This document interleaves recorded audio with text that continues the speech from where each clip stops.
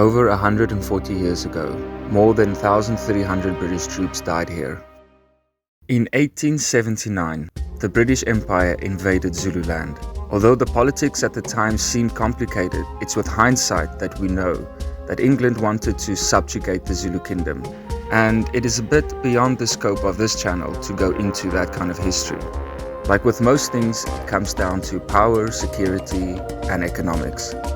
Lord Chelmsford crossed the Buffalo River here at Rorke's Drift, leaving the ill and wounded behind with a small garrison.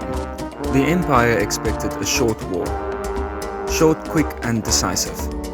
In their minds, there is no way a primitive nation like the Zulu could defend themselves against the might of the Empire. The main body of the invasion set up camp at a striking hill called Isandlwana. Isandlwana. At about 3:30 the next morning, Chelmsford split his force further, giving chase after what he believed to be the main Zulu force. On the 22nd of January, 1879, a force of 20,000 Zulu impis descended on Isandlwana.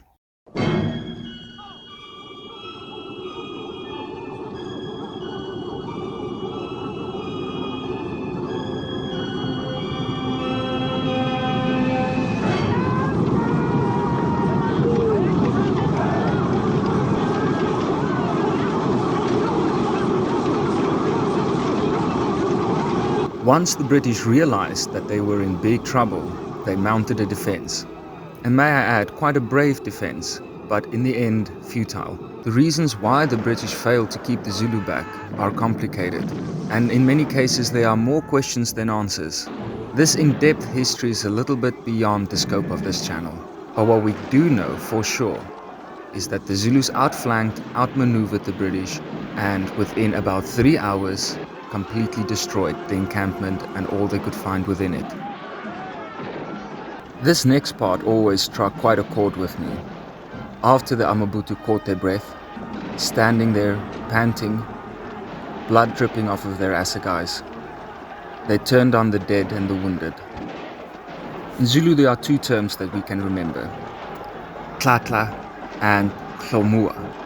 These are ritual disembowelments and also stabbing a fallen enemy with multiple spears. This deep anger reminds me of another event, and in fact an historical event that happened only 3 years before this one. Although a smaller battle, it's much better remembered today. I'm talking about the Battle of the Little Bighorn.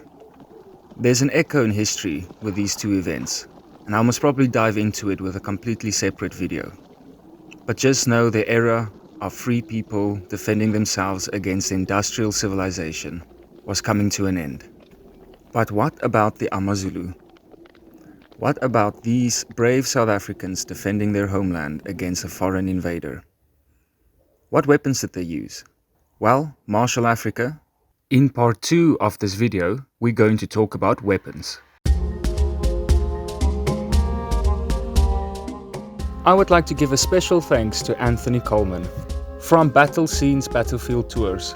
Thank you for making history come alive and opening up the door to a deeper understanding. For anyone traveling to this area, I highly recommend booking a tour.